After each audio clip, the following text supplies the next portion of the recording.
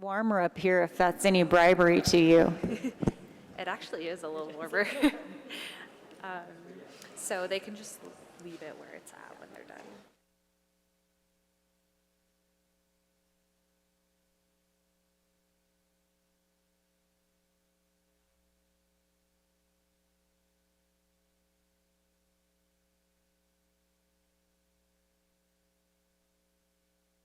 Move to the front. We don't bite.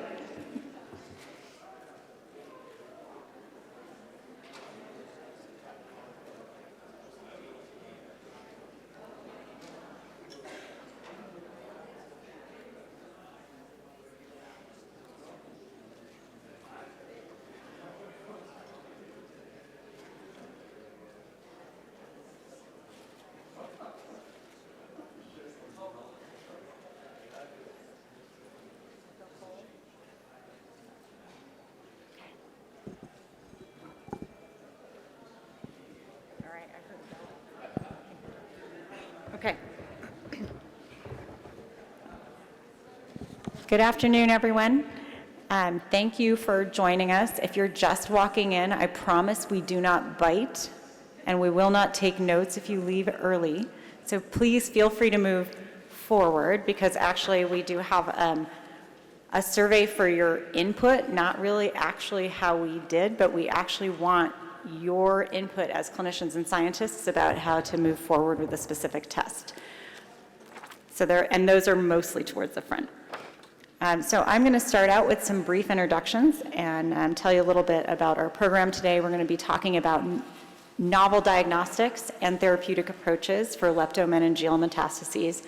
And you're going to hear from 4 of us today, starting with Dr. Greg Fuller, who's an MD, PhD. He's the current medical director and vice president of medical affairs at Plus Therapeutics.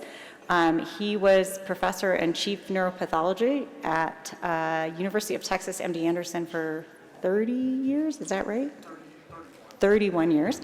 And so has an incredible list of publications, book chapters, and is a dedicated clinician scientist in the field of neuropathology. And he's going to tell us a little bit about the emerging science behind the actual leptomeningeal space.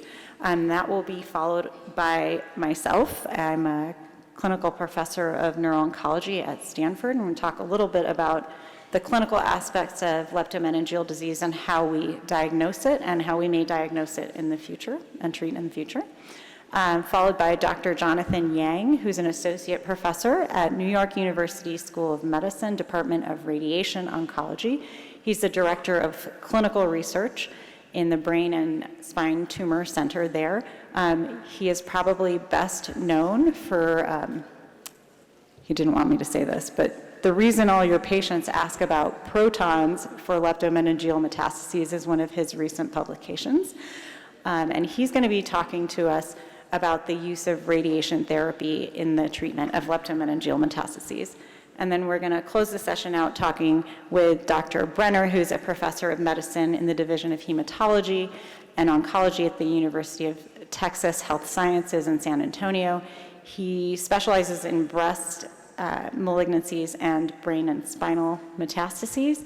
And he, I think, has spent a lot of time in the development of the compound that he's going to talk about, a novel therapeutic for treating leptomeningeal metastatic disease.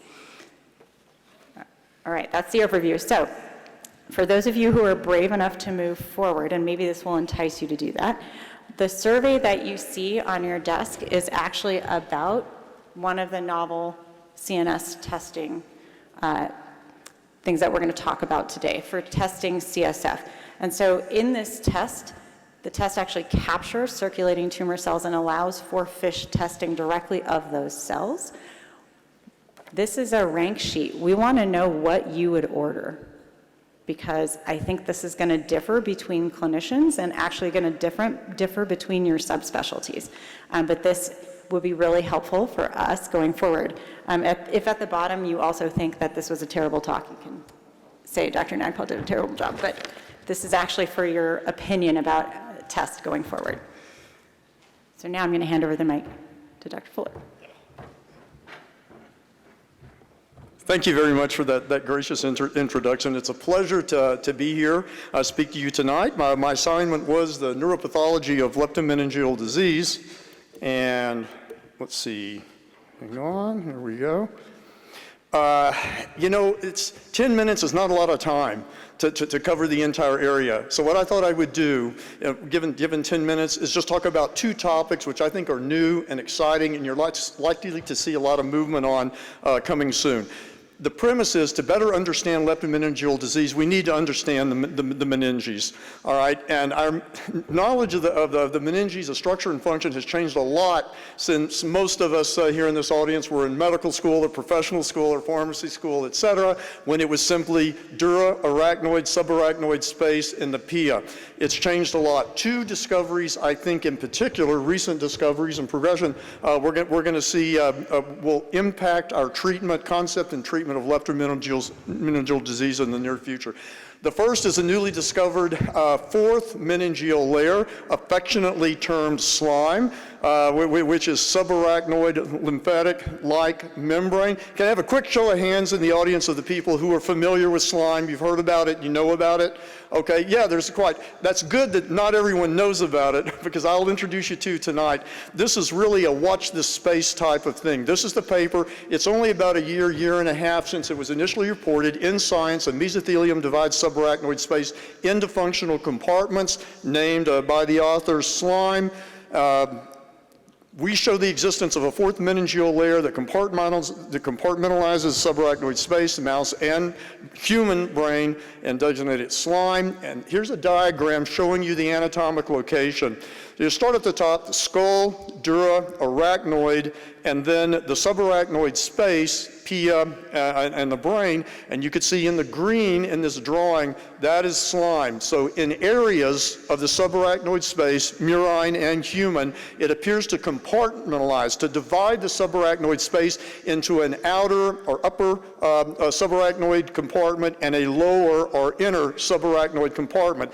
In some areas, slime fuses to the arachnoid barrier cell layer. In other areas, it can fuse with the pia and cover the blood vessels entering the brain. All right, the essential points that I want you to take away from this.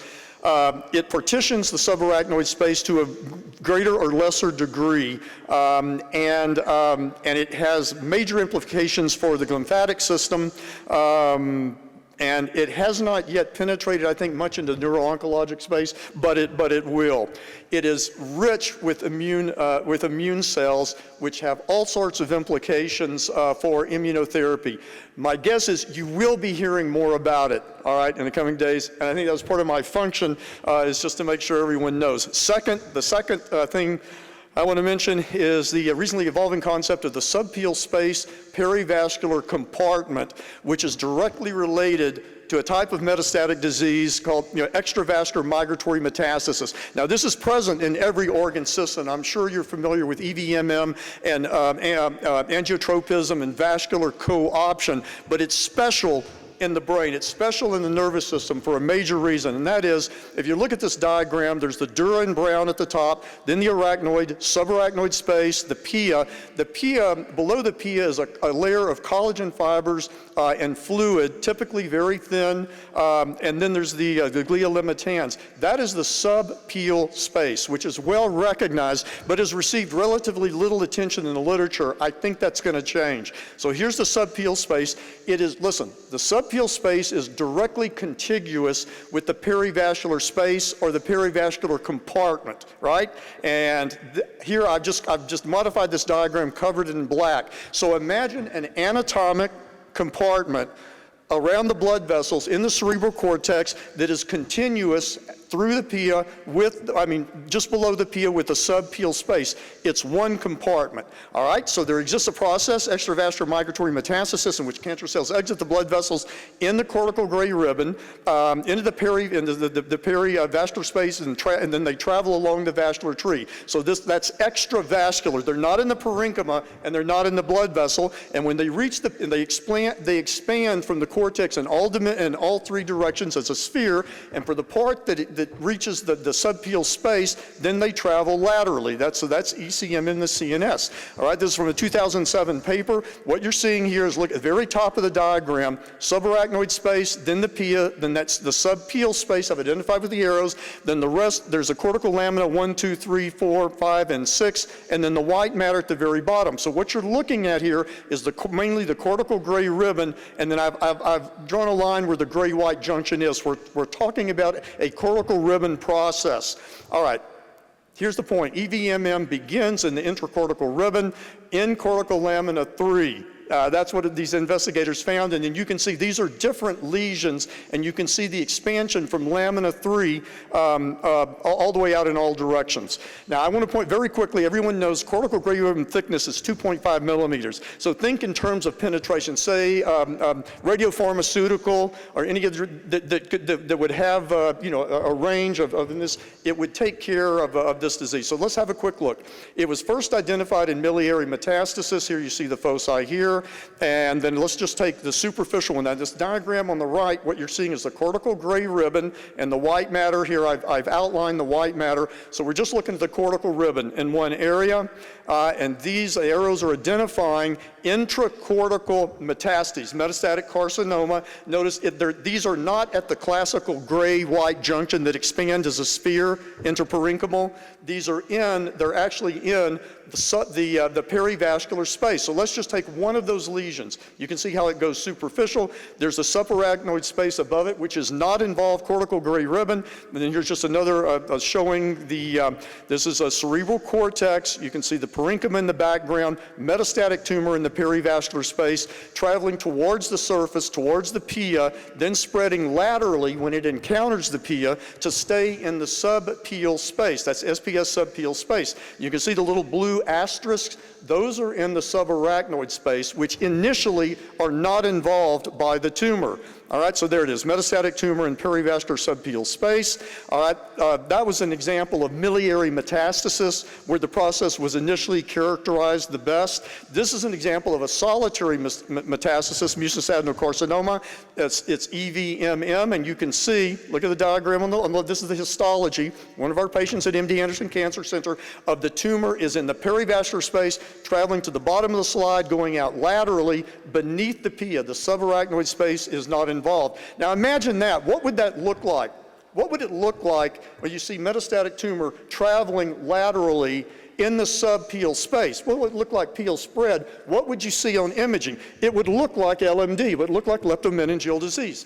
But initially in this process, it's not in the subarachnoid space, it's in the subpial space. So you would expect CSF testing to be negative, to be sterile, et cetera. With time, it will break through. As the lesion gets larger, as the cancer progresses, it will break through that pial barrier and lead to leptomeningeal disease. So what you're really looking at is in a subset of patients, an in-transit developmental process for one form of leptomeningeal disease. Okay, let's go metastatic melanoma here. This is oligometastatic disease. We don't need a keratin stain like in the prior slide to identify that this is a pigmented metastatic melanoma to the brain. Subarachnoid space, SAS at the top. Now I know you see brown. That is pigment in macrophages, all right? There are no tumor cells in the subarachnoid space. It's lymphoid cells, inflammatory cells, melanoma cells. And then next, the pia in the green. You see the pial barrier, if you will. See how it follows towards the left of the slide, it follows a vessel down. All right, then this is the subpial space just beneath the pia. You can see it is loaded at this point with melanoma cells, with cancer cells, but they are not yet in the subarachnoid space, and then they are coming from the perivascular tumor. So you can see all of these are blood vessels traveling to the surface, and to the right of the screen, you can see it erupting onto the surface. All right, no involvement at the initial stage, but ultimately it will break through. So we've got a window of time early on, all right? Very quickly, prevalence of leptomeningeal subpial perivascular compartment metastatic disease. So we're talking about superficial disease at this point. That would be the subarachnoid space plus about 2.5 centimeter with the maximal cortical ribbon. All right, incidence. Let's talk about incidence or prevalence quickly. It'll take less than a minute here in this paper. study of metastatic breast cancer, single institution MD Anderson, 575 patients, 70% intraparenchymal metastases, everyone would know that. Dura alone, 8%. Purely leptomeningeal, 4%. Leptomeningeal plus, that means dural involvement plus the SAS, and then EVMM, the extravascular migratory metastasis. Now, this paper studied only miliary metastasis. So this is an underrepresentative because we were only looking at miliary, hundreds of lesions, right? This rare form, but it definitely, as I showed you for melanoma, for adenocarcinoma, exists, as in solitary and oligometastatic disease. So 12% at a minimum is this form of disease, and it's a wonderful opportunity. Take home points. There's a new fourth meningeal layer, slime, if you've not heard about it. It has all sorts of ramifications for lymphatic flow and for immunotherapy, and just from compartmentalizing. It was defined as a PROX1 positive membrane, similar to mesothelium, so the characterization of it and its immune cells going to be very important. Extravagular migratory metastasis, an intransic stage of LND, which we can attack early if we can detect it early enough. And that's it. Looks like I finished maybe a couple seconds early. That's all I have. Thank you so much.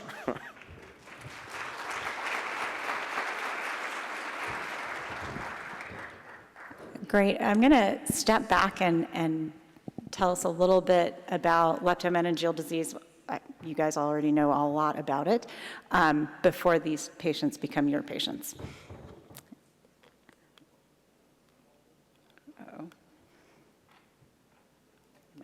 Correctly? There we go.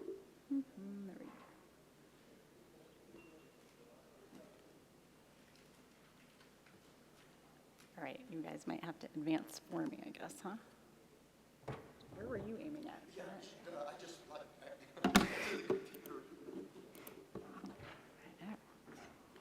No. Just push it down some way. There we go. It's just a little slow. I don't think that's my first slide, but okay.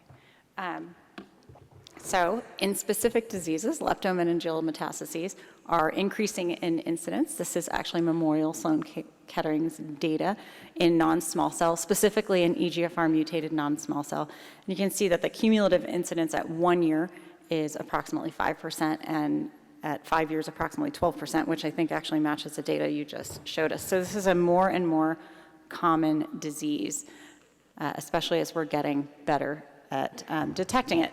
So how have we historically detected leptomeningeal disease? Clinical exam, radiology, and cerebrospinal fluid. Those are the three main pillars. And in fact, these pillars are in pretty much every guideline and all of our, like the LANO and the NANO. So recognizing the signs and symptoms of leptomeningeal disease can actually be a little bit of a challenge.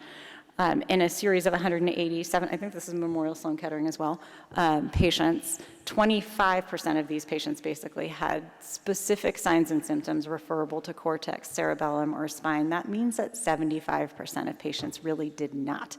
So they had something vague like headache or nausea or vomiting, which patients in metastatic disease setting have from their chemotherapy. They may have double vision. They could have ataxia also possibly from their chemotherapy, back pain and leg weakness. Back pain really, really common, right? The second most common reason to go to your primary care doctor. So all of these signs and symptoms that are vague mean that leptomeningeal disease often gets missed in our patients. And the first step is typically going to be MRI, right? That's a really ugly MRI, and unlikely that you will see very many of these in your clinical practice. It's rarely bulky and obvious like this in a patient who is really well. It's often more subtle and more easy to miss. And actually, institutionally, you often have to know what the best sequence or series is to look at. The reason I have a sagittal postcon up here is because at Stanford, the sagittal postcon is apparently the last that they do, and means that your GAD stays the latest, and this is the most sensitive at our institution. MRI compared to cytology, sometimes you get concordance, oftentimes you're not going to get concordance. And MRI will, again, miss about 25% of patients who then go on to have positive CSF cytology. This is specifically for solid tumors, okay? In hematologic tumors, it's actually even worse. It's more like 60%. So you end up moving to the lumbar puncture relatively quickly in the heme patients.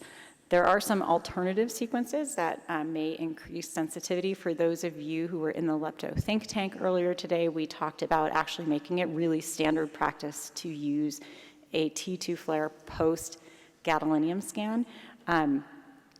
Because you can see here, it kind of gives, it jumps out at your face a little bit better than some of our T1 weighted imaging, and you're supposed to actually subtract out vasculature from your T1 weighting.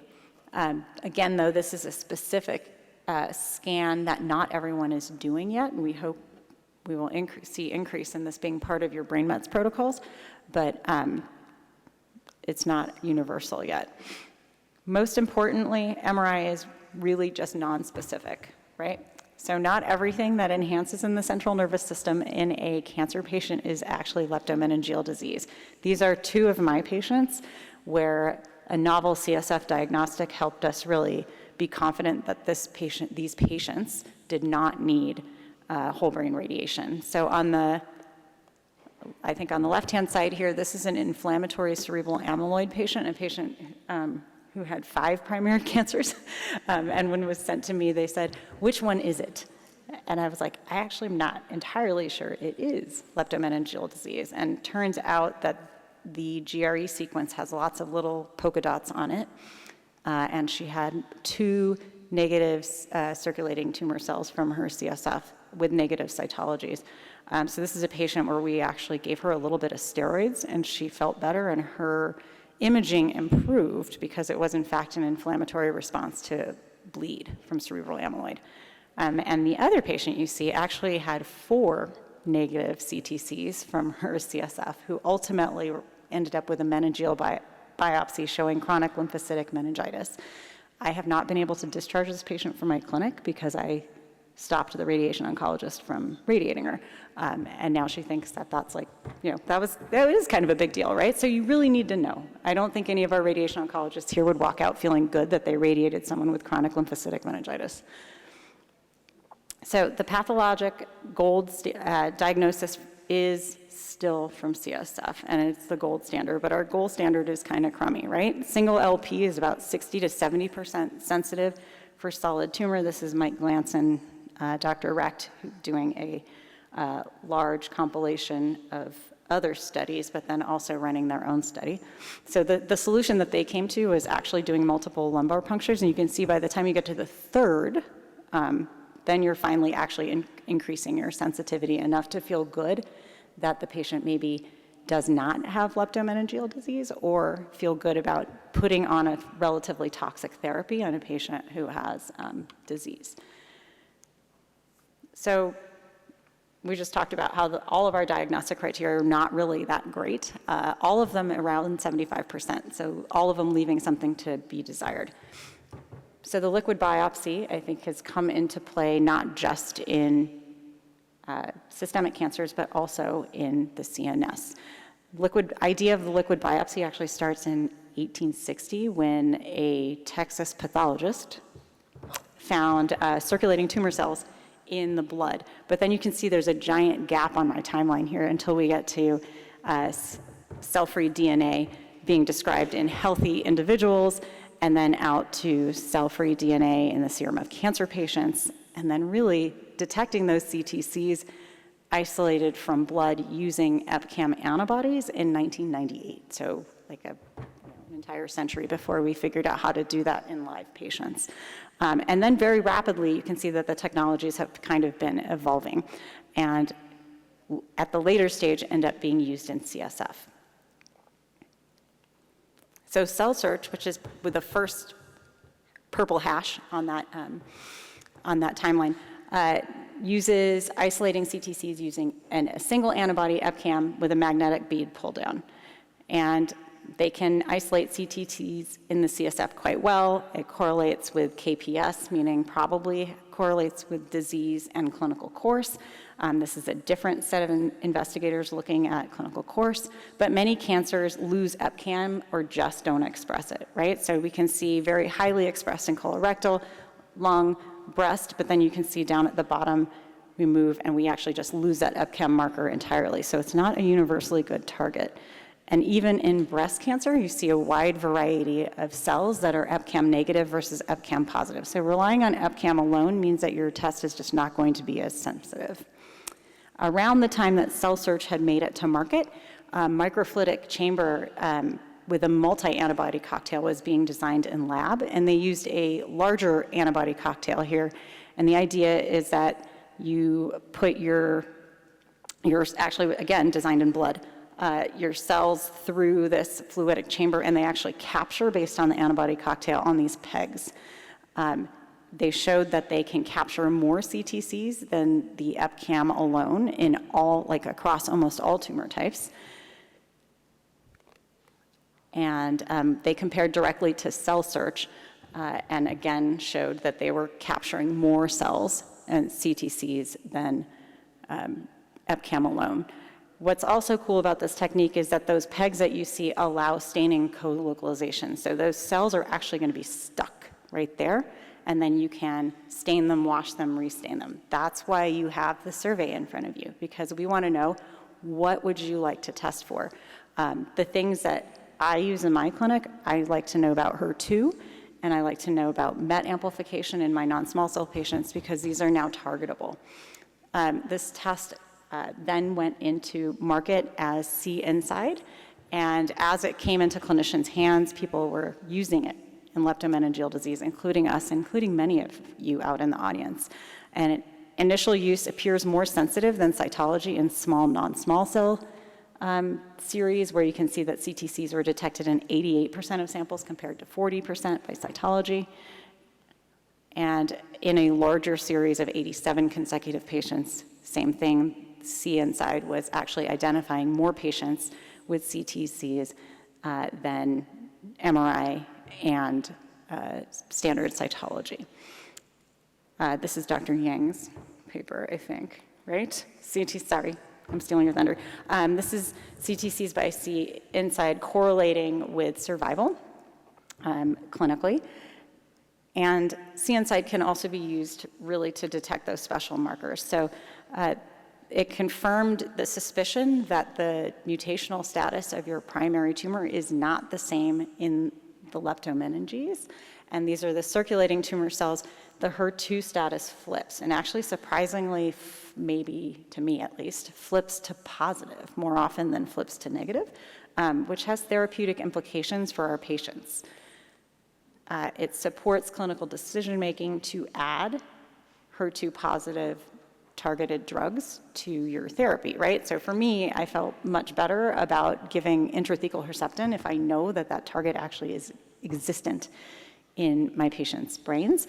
And I think this is actually Moffitt's data showing that folks who get IT Herceptin have increased survival. This is, of course, retrospective. We know now from this retrospective, very small series, that patients with HER2 positive disease and LMD can respond to trastuzumab deruxtecan. We also use this at Stanford.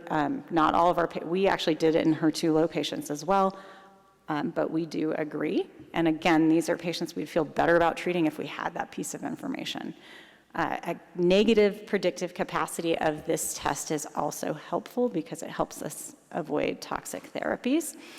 And sort of future looking, this is from ASCO 2024, both EGFR and MET amplification, I think, are actually on your menu there if you wanted to check them off, but showing that our next generation of therapeutics is actually utilizing these targets. So this is a bispecific EGFR and MET antibody along with a third generation TKI showing really tremendous survival benefit in the leptomeningeal disease cohort, 14 months overall survival after osimertinib.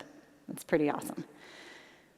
So how are we confirming this? The 4C study was established to look at the clinical utility of this test And the study design was really feasibility. It's and the validation study is designed to come later. You're going to, I think, see some of the actual initial study data tomorrow. The trial schema is that this is an observational multi-site study in the United States. Treatment was per physician choice and basically kind of lining up time points with the CNSide test. And at the end point is measuring the impact of the test in combination with all of these things based on the treatment and how we make our treatment decision afterward.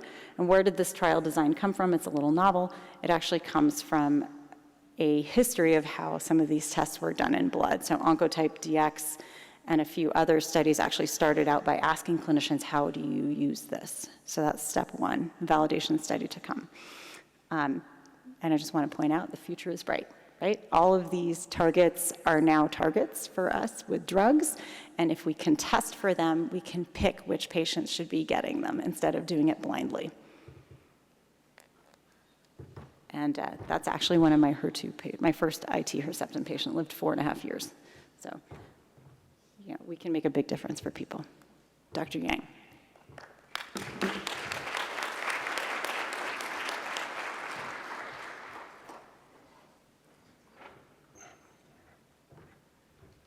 Thank you. Thanks for inviting me. I'm here to talk about some of the radiation-based therapeutic approaches to leptomeningeal metastasis. Here we go. These are my disclosures. So radiation therapy has long served as a pillar in the management of leptomeningeal metastasis, and as many of us sitting in this room knows that for patients with select primary CNS malignancies, craniospinal radiation is considered a standard of care for patients with known or at-risk leptomeningeal dissemination. Patients such as with medulloblastoma, intracranial spinal ependymoma, or germ cell tumors. However, in the solid tumor leptomeningeal metastasis space, again, we use radiation quite frequently, and it has a role for both the good risk and poor risk patients with leptomeningeal metastasis.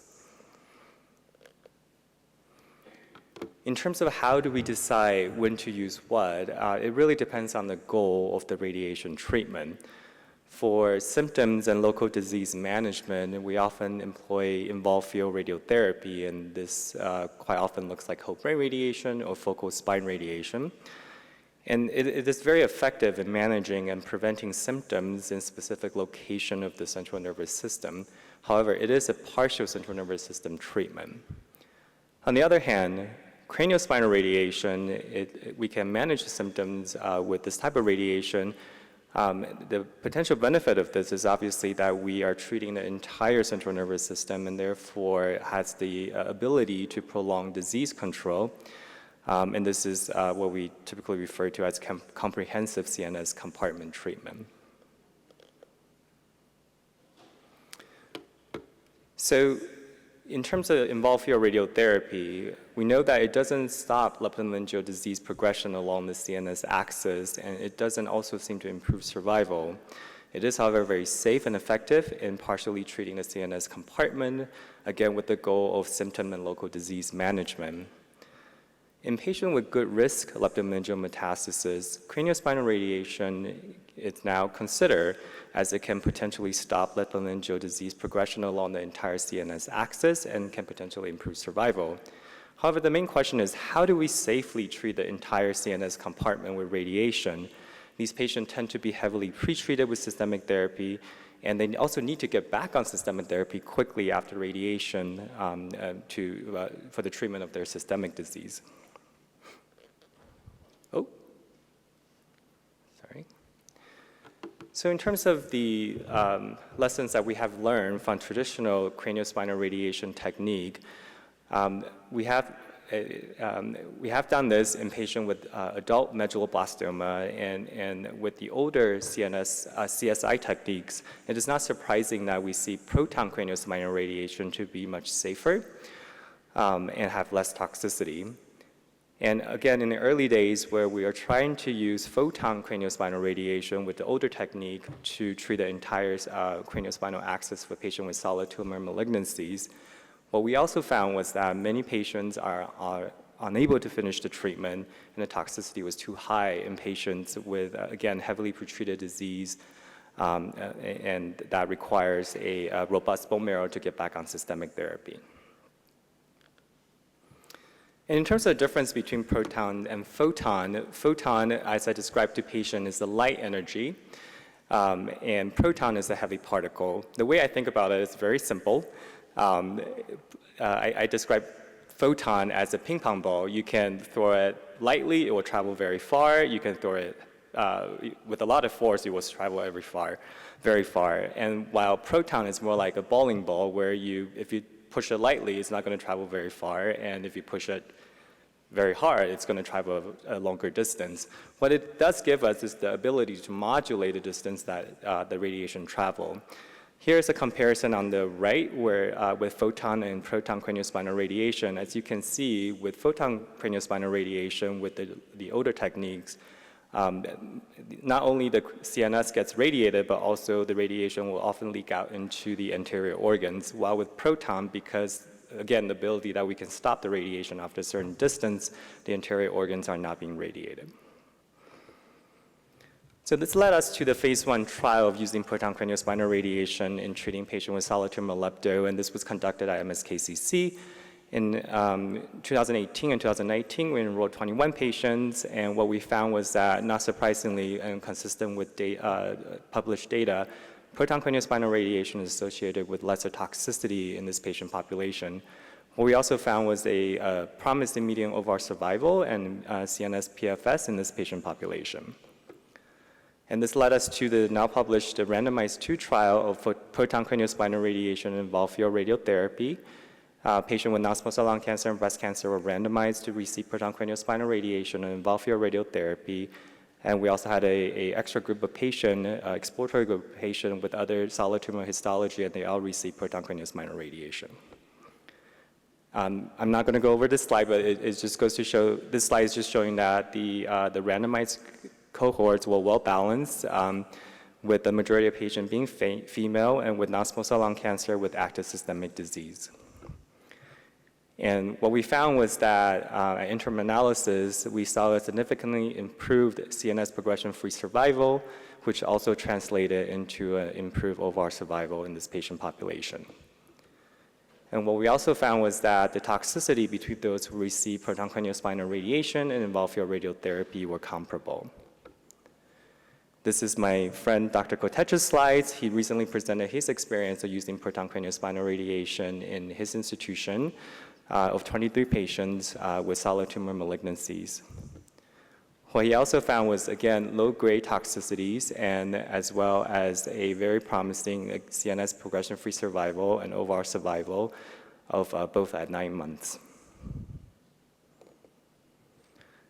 And I just want to tie back a little bit with the CNS tumor cells that you heard. And I think this also talks about, brings a piece of the story that why radiating the entire CNS compartment is important. As you just heard, CNS circulating tumor cells is a good tool for us to diagnose and follow patients. And what we did was that we went back to look at our experience between 2018 and 2019, and we can stratify patient outcome based on their baseline CNS tumor cells, as well as the drop of CNS circulating tumor cell after proton craniospinal radiation. What is more importantly is that in the phase 2 trial, what we found that for patients to have a significant reduction in their CSF disease burden, again quantified by circulating tumor cells in the CSF, the entire CNS compartment had to be radiated. For patients who received proton craniospinal radiation, we saw a trend of dropping in CNS circulating tumor cell after radiation. However, for those who received only involved field radiotherapy, we saw an increase in circulating tumor cell in these patients. So in terms of the modern techniques of craniospinal radiation delivery, as I already mentioned, the first 2 studies were from our phase 1 and phase 2 trial, and the third study was from Dr. Kotecha's recent data. And the last study is actually with a new technique called vertebral body sparing VMAT photon craniospinal radiation, which we saw also very promising low toxicity profile with this approach.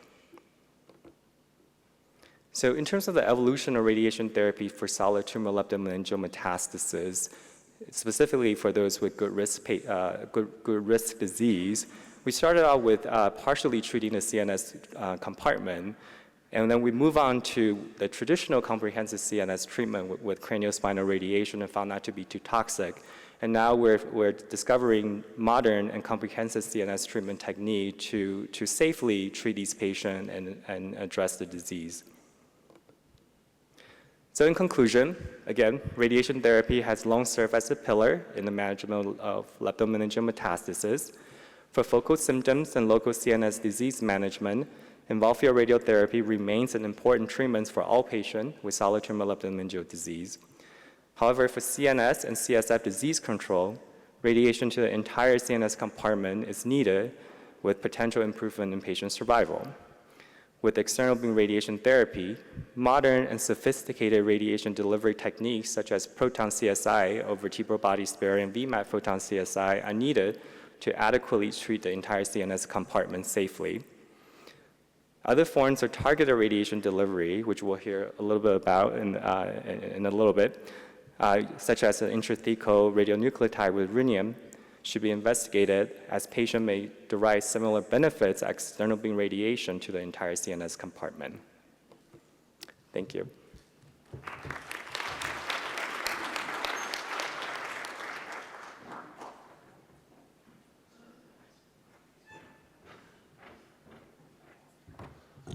Thank you. It's a pleasure to be with you all today. I'm going to talk about direct intrathecal delivery of radionuclides, the CSF for leptomeningeal disease. The study is known as RESPECT-LM.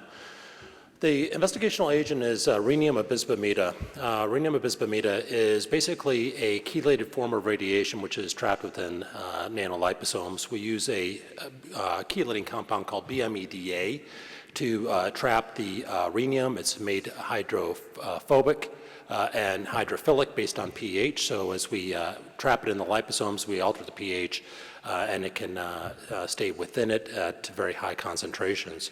The liposomes themselves are made up of DSPC and cholesterol, so not very unlike the cell membrane itself. The point of encapsulation within the liposomes is to render better retention and distribution. As you can see there on the upper right, when we inject radiation therapeutics like 186 rhenium into tissues, either chelated or unchelated, it rapidly redistributes outside the tissue, and so you don't get good retention. But once you encapsulate it, we see excellent retention over a period of days, which really reflects the decay of the radioisotope more than redistribution. And then when we look at the distribution within tissues at the time of delivery, if you inject just the radiotherapeutic or the chelated compound, you get very pinpoint distribution, but the larger size of the liposomes allows for better distribution. So the rhenium-186 allows for radiation over short distances, sparing healthy tissue. The BMEDA allows for trapping with the liposomes, and liposomes allow for better retention and distribution. Why for leptomeningeal metastases?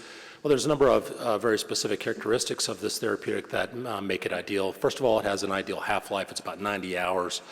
So you get radiation over a period of about 10 to 14 days in total.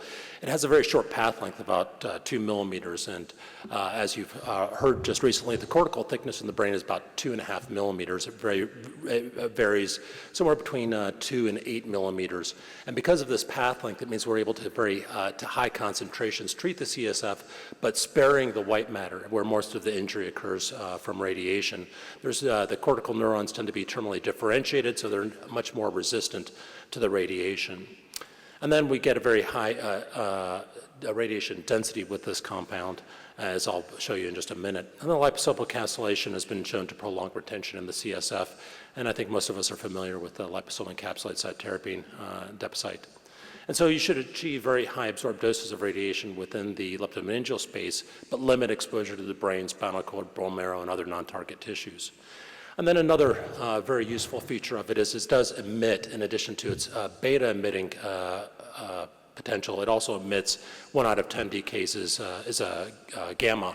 So we can easily image it live as we're giving it or at various time points thereafter.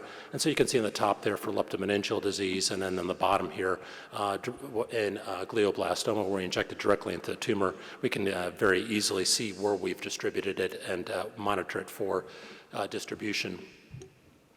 And then our data in terms of prior to leptomeningeal disease, in terms of safety, came from the RESPECT-GBM trial, and we directly administered this agent into glioblastoma via convection-enhanced delivery catheters. And again, we got very excellent coverage and retention once we administered it by CED, and very high doses were administered up to 22.3 millicuries, and that achieved very significant absorbed doses in cohort 5 and cohort 6. We were getting average absorbed doses between 370 and about 420 gray, which is quite significant more than what we are used to with photon therapy. And on top of that, the toxicity was relatively minimal. This just, again, goes to show in terms of the ability to retain within tissues. Again, this is a GBM patient, and you can see the catheters there. And then over time, all the way out to 192 hours, you see just a tiny bit of small bowel or colon activity there at 7 days. But really, it just stays right there in the brain. So it allows it to give very high doses to very defined areas. So we proceeded with the toxicity evaluation in rodents, and you can see here in rats where we administer it into the lateral ventricles, and it redistributes all along the neural axis, and then it stays with some redistribution in these non-tumor bearing animals to the other organs, and then quickly clears out. And we didn't see any significant toxicities in animals despite giving doses as high as 1.34 millicuries to a small 20-gram mouse or a 150-gram rat.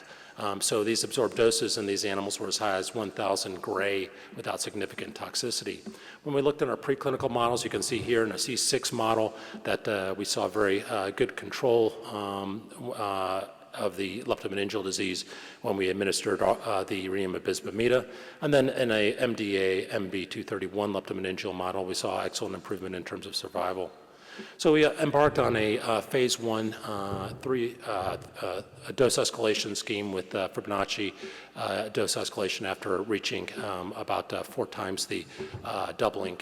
And the primary objective was a maximum tolerable dose or maximum feasible dose with secondary objectives of overall response rate, duration of response, PFS, and overall survival. We also have some exploratory objectives, including tumor cell enumeration using the CNSide assay, pharmacodynamic markers, and quality of life assessments. And currently, we are in the 5th cohort giving 66 millicuries into the CSF. We have completed the first 4 all the way out to 44 millicuries, so pretty substantial doses administered. This is the workflow. We do a CSF flow study to make sure there's no obstruction. And then on day 1, we do a single 5-minute injection in the outpatient setting through a Maya reservoir. Literally takes 5 minutes to inject this into the Maya, and then we flush it and do imaging to follow the distribution. And they're monitored by both SPECT-CT and whole body planar days 2 and 3, and we then monitor to see how they do in terms of disease response as well as tolerability. This is an example. This was actually our very first patient, and we started off with a dose of 6.6 millicuries. It's a patient with small cell carcinoma of the right oropharynx that metastasized into the leptomeninges. And basically, you can see here the distribution immediately post-administration into the lateral ventricle, and then 24 hours later, redistribution along the leptomeninges.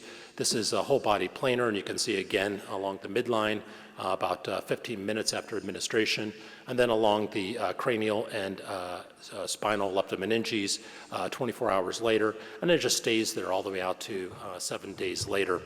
And this particular patient, we were monitoring his cell counts by CNSide, and you can see he started off at about 70 cells per ml, and by 24 hours it was down to 40, and 48 hours down to 6, and that persisted all the way out to 28 days. So being our very first patient, seeing a 90% decrease in cell count was very exciting to us. This is when you're doing a phase 1 study, seeing a response in the first patient is always pretty exceptional. This is his imaging in terms of dose distribution. You can see, again, as expected, it redistributed all along the leptomeninges, both in the cranial and the spinal leptomeninges.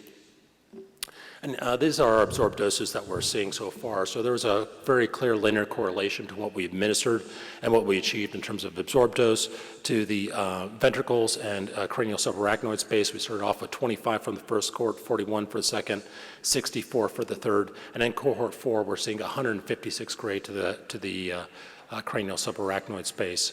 It's a little bit less for the spinal fluid. It's up to around 80. When you look at the spleen, you can see that it's 1 to 2 gray, so really nothing clinically significant. So very high absorbed doses in these patients. And we did have the CNSide assay through cohort 3, and then we lost access, and we're starting to use the CNSide assay again. But this is just really for the N of 13 patients. We saw, again, a decrease of approximately 50% in patients at around day 28 time point. And a median overall survival, this is just for the first 10 patients in cohorts 1 through 3, was very encouraging. We saw a median overall survival of around 10 months. With 5 patients still alive at that time point. We're trying to understand better the pharmacodynamics and the effects of RNL, and so we have been collecting spinal fluid from these patients and looking at their RNA sequencing. And you can see that for these patients that we quickly see upregulation of apoptotic pathways and p53 are occurring very early, as soon as 6 hours after treatment. This is followed by a little bit of an inflammatory response at 24 hours, and then downregulation of E2F and other checkpoint genes, suggesting that cells are exiting the cell cycle. And then we also looked at DNA damage response pathways, and similar to what you see with other radiotherapeutics, we're not seeing any upregulation of DNA damage repair pathways in these patients, but we are looking at the time of progression to see what's happening. Very interestingly, we looked at the immune cell markers, and the T cell counts initially at the first 24-hour time point, we start to see them rise, and by 28 days, they're about threefold. So we do see an increase in T cell count. Here you can see at day 42 in this patient, it was up to as much as 4 or 5-fold in T cell count. We also see induction of an innate immune response by around day 28. So encouraging findings suggesting that we might be seeing an immune response. And then typical DNA damage response with gamma H2AX foci. So no dose-limiting toxicities experienced through a dose of 44 millicuries in these patients. We achieved absorbed doses of 166 gray to the cranial leptomeninges and 76 gray to the spinal leptomeninges. And preliminary evidence of efficacy, as we see with decreased CS cell counts and patient survival. This will need to be followed up with additional patients through additional cohorts. We're currently at cohort 5 with 5 available patients and with 5 available patients in cohort 5 and 1 patient remaining. Going forward, the plan is to go forward with a phase 2 single dose for breast cancer and a separate one for non-small cell lung cancer after confirming the recommended phase 2 dose. And then we have a phase 1 multi-dose study that is planned to open in 2025, where we're giving anywhere from 3 to 6 consecutive doses, and also exploring additional combinations, especially including immune checkpoint inhibitors. Thank you. All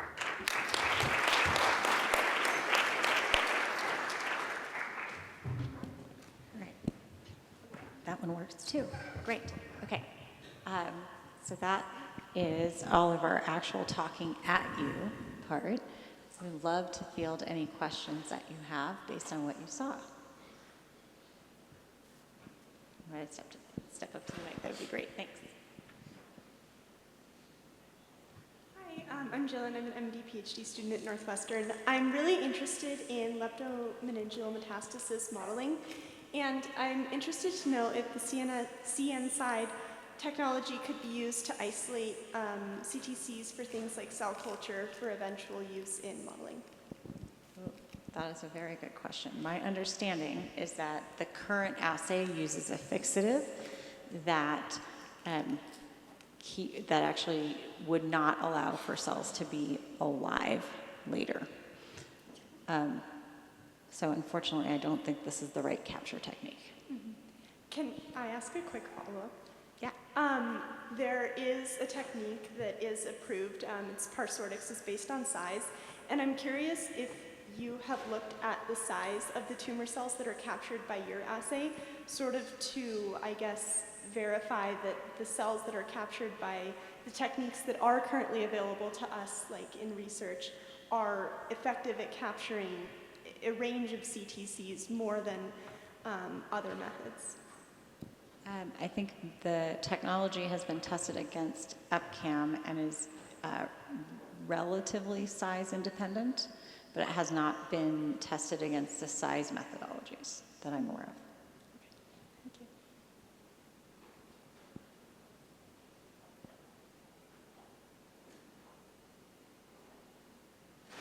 All right, okay, good. There's more questions. Otherwise, I'm going to ask you questions. Sorry, I'm just slow. So I think something that was highlighted throughout the talks, particularly when thinking about the first talk, is that when we say leptomeningeal space, we're talking about two membranes and a fluid, right? And I think some of the way that we talk about these things, there are certainly trials that if you have to have positive cytology, you are really just talking about CSF dissemination, you're not necessarily ruling out membranous involvement.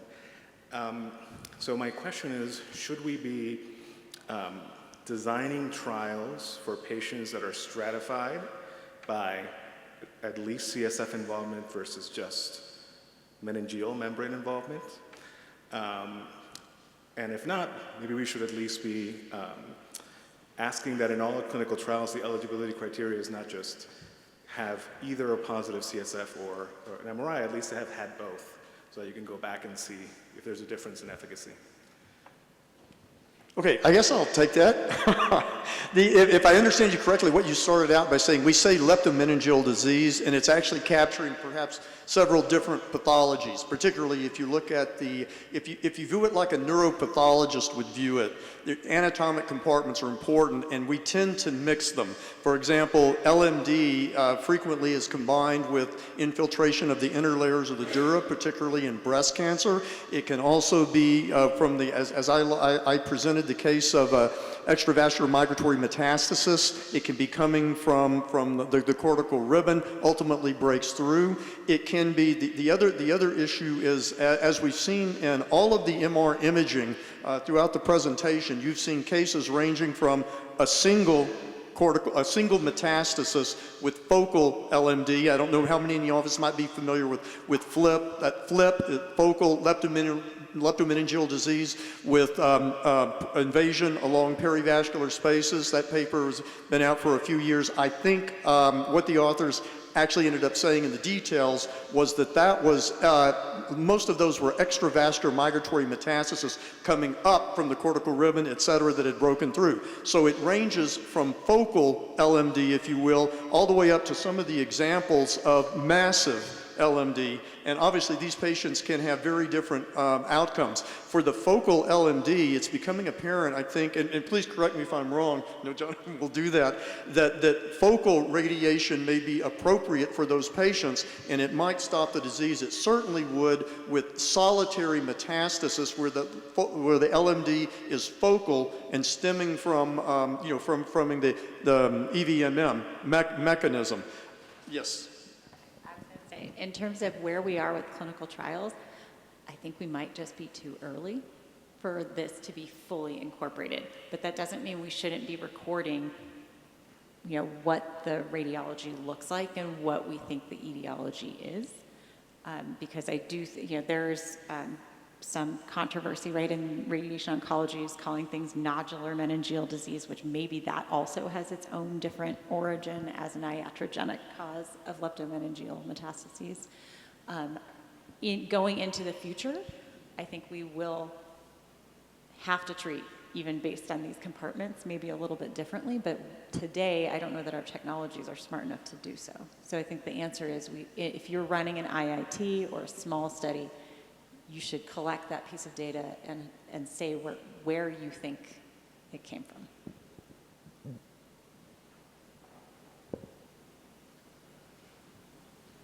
My question is around radiotherapy in terms of CSI, what dose did you use for VMAT with VMAT technique? And also, my second question is for the patients who had CSI, had systemic treatment or intrathecal treatment after that, and the pictures were shown, you have shown pre and post CSI. Was it like pre and post CSI, or was these pictures were after systemic treatment as well? So great question. So I think the first question was what was the dose? So we picked 30 gray and 10 fraction. With the reason we picked that, it's a safe palliative dose that we use for involved field radiotherapy, and that we also need to balance being able to get these patients back on their systemic treatment quickly. So we picked a relatively shorter treatment regimen. The pictures that you saw, I think that specific one is from Dr. Kotecha. I don't know if he's in the audience, and that was right after radiation. Can I just ask the panel a general question? How has the stoppage of depocyte altered your practice and your standard care? Can you repeat that one more time? Oh, how has the stoppage of using depocyte alter your standard care for leptomeningeal disease? Well, I think I was limited in terms of using it mainly for hematologic dissemination of leptomeningeal disease. So it doesn't really affect anything in terms of solid tumors.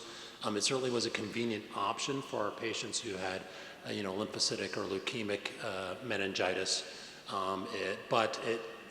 We do have other agents. It tends to still be responsive to methotrexate or cytarabine. It's just certainly less convenient for the patient. Yeah, I would say it was a loss for our patients with solid tumor. Specifically, I think I used it a lot more in breast patients because their alternative options have really intense dosing schedules comparatively.